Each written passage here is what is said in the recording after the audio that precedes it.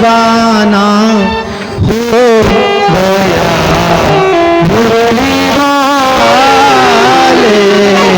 तेरा आधार वारी की। तो भगवान ने किसका दृष्टांत, भगवान के कथा में दृष्टांतों का अनिवार्य होता है।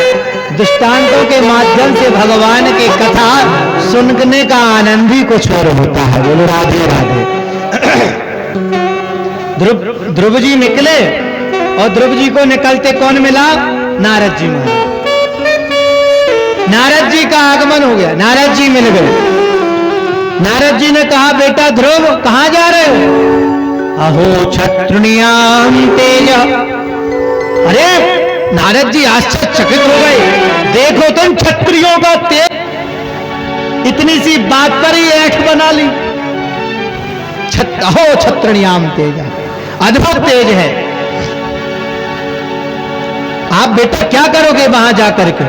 वहां कुछ नहीं करना है, भगवान नहीं मिलते हैं ऐसे। वहां शेर खा जाएगा, आपको कुत्ते खा जाएंगे, बिल्ली खा जाएंगे, क्या करोगे? बोले नहीं नहीं, मेरी माँ ने बताया था क्या? हरि व्यापक सरे वक्र समाना। भगवान बड़े प्रेम से होते हैं। अगर शेर खा जाएगा तो खा लेने दो, क्योंकि मेरी माँ ने कहा था कि उस शेर के अंदर ही भगवान बैठे हुए। बड़े प्रेम से ध्रुव जी गए, भगवान की तपस्या की। भगवान ने ध्रुव जी को दर्शन दिया। दर्शन के बाद ध्रुव जी पर भगवान ने कहा कि आप राज्य पाठ को भोगो। भोगने के बाद ध्रुव जी महाराज भगवान को ध्रुव तारा बन करके आज भी जो आप देखते हो ध्रुव तारा, वो ध्रुव जी का ही लोक है। आगे बड़ी सुंदर कथा आती है। प्रियव्रत एक राजा हुए, उनका भी बड़ा उपाख्यान बड़ा सुंदर है। जिनके वंश में महाराज भरत हुए। अपने भारत में कितने भरत हुए हैं बताओ? कितने हुए? पढ़े लिखे लोग भी बैठे नहीं है पता। हमारे भारत भूमि का नाम भारत कब से पड़ा ये भी पता नहीं, और भारत में रहते हो। ऐसा कौन सा देश है जिसके 4 नाम हैं? बताएगा कोई? इनाम मिलेगा। आज लड्डू ज्यादा मिलेंगे उसे, गोपाल जी के उसमें। ये तो जी के जनरल नॉलेज का क्वेश्चन है। अगर कोई प्रश्न कर दे तो बता देना, उसमें कभी आ जाए आपके पेपर में संविदा तो लिख देना, टिक कर देना। ऐसा कौन सा देश है जिसके 4 नाम है? बताओ। वो एक ही देश है, मेरा भारत। कितने नाम हैं? 4। कौन कौन से? पहला इस देश का नाम था आर्यावर्त। आर्यावर्त के बाद इस देश का नाम पड़ा भारत। भारत के बाद इस देश का नाम पड़ा हिंदुस्तान। हिंदुस्तान के बाद वो विदेशी आए कह गए इंडिया। तो ऐसा कौन सा देश है जिसके 4 नाम हैं? वो है भारत। अब बताओ, आप 4 नाम वाले देश में रहते हो, कितने बड़े सौभाग्यशाली हो। और रहने वालों को ही पता नहीं है कि मेरे देश के कितने नाम हैं। और देशों के अनेक नाम नहीं है, पर भारत के 4 नाम हैं। तो पहले भारत का नाम था आर्यावर्त। और हमारे भारत में 3 भरत हुए हैं। पहले भरत भगवान के भरत, भगवान के भैया भरत। दूसरे भरत शकुंतला नंदन भरत। और तीसरे भरत प्रियव्रत उत्तानपाद, प्रियव्रत के वंश में हुए ऋषभदेव जी के पुत्र भरत। जहां से जैन धर्म की उत्पत्ति हुई है। भगवान जो उनके 24 तीर्थंकर है ना, 24 तीर्थंकर होते हमारे जैन समाज में 24 तीर्थंकर होते हैं। उनमें जो प्रथम तीर्थंकर है वो ऋषभदेव है। और ऋषभ भगवान विष्णु के अवतार है। और ऋषभ के पुत्र ही 100 हैं, जिनमें से इनका नाम, एक का नाम भरत है। उस भारत वर्ष का नाम पहले आर्यावर्त था। उनके राज्य और शासन करने पर इस आर्यावर्त का नाम भारत वर्ष पड़ गया। बहुत इतिहास है हमारे देश का। कभी इतिहास के पन्नों को खोल करके देख लिया करो। बलिदानों की कितनी आहुतियां इस देश में हमारे देश के लोगों ने प्रदान की है। एक बहुत प्यारा देश है, जिस देश को सोने की चिड़िया कहा जाता हो, जहां की हर वाला एक राधा हो, जहां का हर एक बालक कृष्ण हो। हम उस देश के वासी हैं जिस देश में गंगा बहती है। हम उस देश के वासी हैं जिस देश में गंगा बहती है।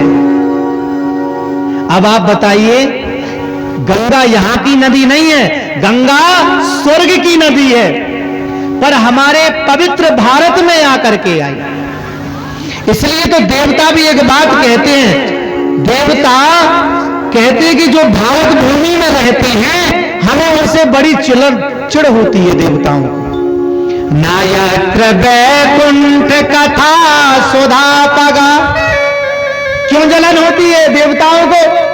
देवताओं को भारत में रहने वाले भारतीयों से बड़ी जलन है, ऊपर से स्वर्ग में रहने। क्यों?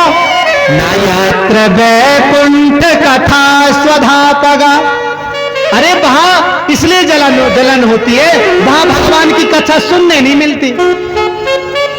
अब शेख सैया पर भगवान लेते, जाओ मिले आओ, दर्शन कर आओ, भागाओ। पर जो आनंद कथा में है, जो आनंद ऋषि सत्संग में है, बढ़िया उत्सव मनाए जाते हैं। हर महीने कोई ना कोई उत्सव होता है, कभी रामनवमी, कभी कृष्ण जन्म, कभी माखन चोरी लीलाएं, कभी गांव में कथा ही चल रही है, कभी लोग कथा में बढ़िया आनंद ले रहे हैं। अभी देवताओं को नसीब नहीं है, इसलिए देवता कहते हैं कि वो भारत के रहने वाले लोग बहुत पवित्र हैं, और भारत में भी उत्तर भारत के और पवित्र हैं, और उत्तर भारत में रहने वाले बुंदेलखंड के भी बहुत पवित्र हैं, और बुंदेलखंड में छतरपुर जिले में लुगासी में रहने वाले बहुत पवित्र हैं। आप लोग पवित्र नहीं हो तो तालियां क्यों कम बजाए? फिर आप लोग भी तो, अब आप लोगों से भी तो देवता जलन करेंगे। आहा, क्या कथा सुन रहे हो? वृंदावन वाले शास्त्री जी से कथा सुन रहे हैं, तालियां बजा रहे हैं, आनंद ले रहे हैं, भजनों से झूम रहे हैं, तो देवता लोग जलन करते होंगे आप लोगों पर उन्हें जलने दो।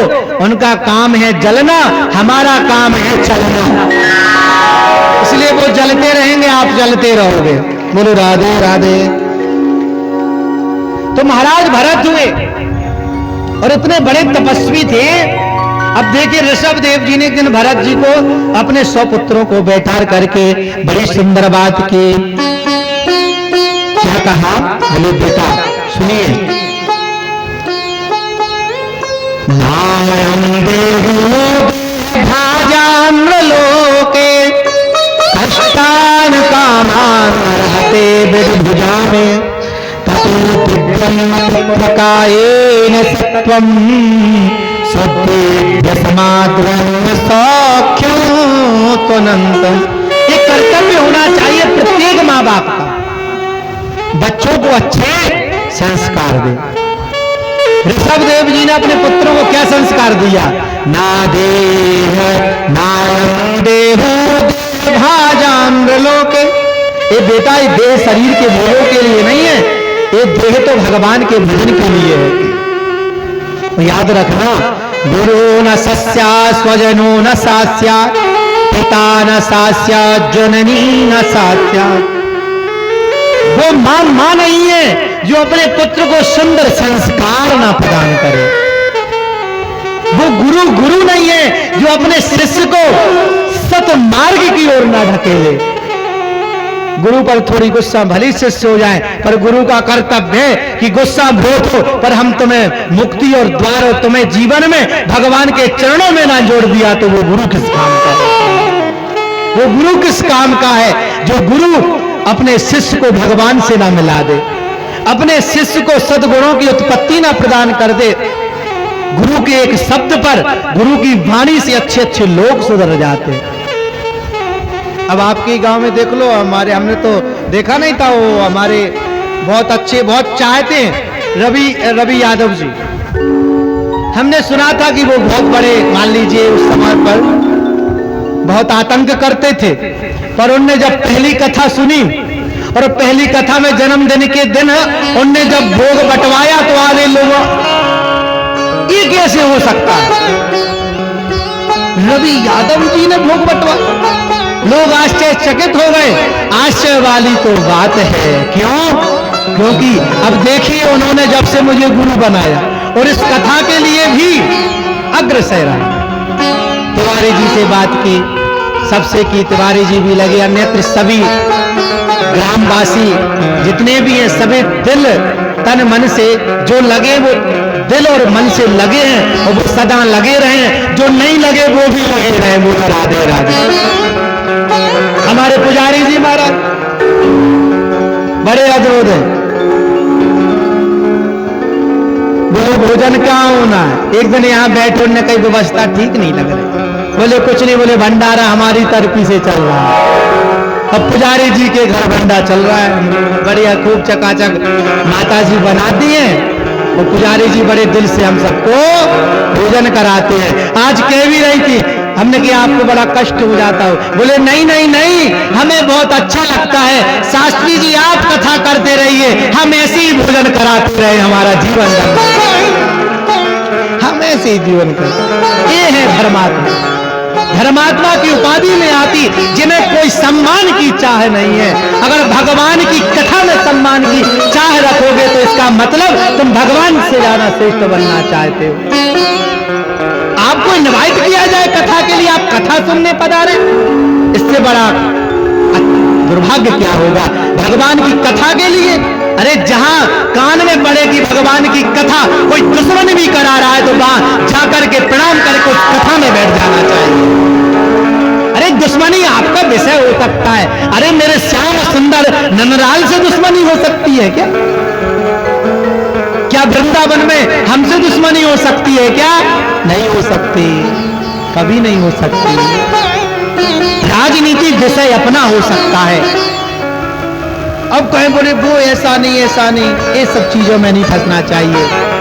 राजनीति मतभेद आपकी जगह हो सकते हैं। जब भगवान की कथा हो तो हमें मतभेदों को छोड़ करके भगवान की कथा में तन मन धन से बिल्कुल समर्पण होकर के लग जाना चाहिए। हमारे जीवन की सफलता, हमारे जीवन का लक्ष्य यही होना चाहिए, क्योंकि भगवान सबके हैं, कथा सबकी है और कथा सुनने वाले सबके, श्रोता सबके हैं, कथा कराने वाला व्यक्ति सबका है, सुनने वाले भी सबके हैं और भगवान भी सबके हैं और हम भी आप सबके हैं। राधे राधे। इसलिए गांठ बांध के जाना कि भगवान की कथा के लिए निमंत्रण नहीं चाहिए। कहीं अगर हो रही हो तो कोई कैसा हो, कोने में बैठ करके भगवान की रसपान कथा को सुनना चाहिए। पता नहीं कौन सी बात तुम्हारे जीवन को सुधार दे, पता नहीं कौन सी बात तुम्हारे जीवन को संभाल दे। यह आप समझ सकते हैं क्या? कभी नहीं समझ सकते।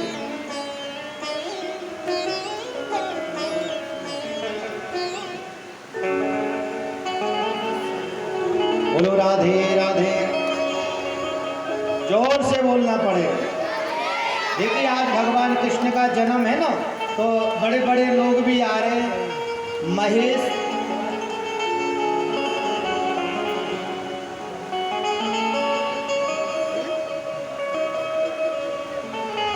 महेश तिवारी जी मातोन वाले और उनके अनुज देवकी नंदन तिवारी जी यहाँ कथा पांडाल में आए हुए हैं और वो व्यास गद्दी के पास आए। चलो पर जब जन्म के समय आएंगे, अभी वो कह रहे हैं हम कथा सुनेंगे। बोलो राधे राधे।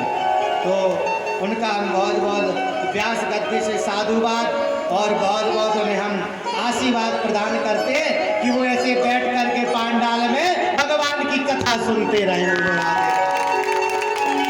और हमारे नंद के लाल उन्हें आशीर्वाद धन धान और सबसे संपन्न करते रहे। खूब आशीर्वाद जगत, तो आप लोगों को भी खूब आशीर्वाद, खूब बढ़िया, खूब आपके भंडार भरे रहे।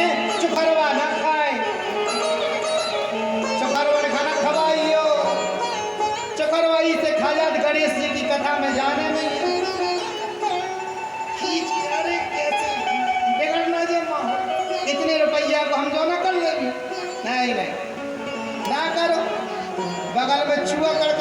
लगे होंगे खाने के लिए। देख लेना की के बंडा में लगे, जिसके बंडा के यहाँ बंडा नहीं है उनके बंडा में लगे होंगे। बोलो राधे राधे, जोर से बोलना पड़ेगा। नींद तो नहीं आ रही आपको? तो भगवान की कृपा है भरत जी के ऊपर, बहुत सुंदर ज्ञान दिया। गुरु न सास्या स्वजनो न सास्य, भाई माँ श्रेष्ठ नहीं है जो सन्मार्ग का ज्ञान न दे। बहुत सुंदर ज्ञान दिया। भरत जी के नाम से भारत बस पड़ा। एक दिन भरत जी मृग के मोह में फंस गए और मृग के मोह में फंस करके उनका जब दूसरा जन्म हुआ तो वो मृग बने।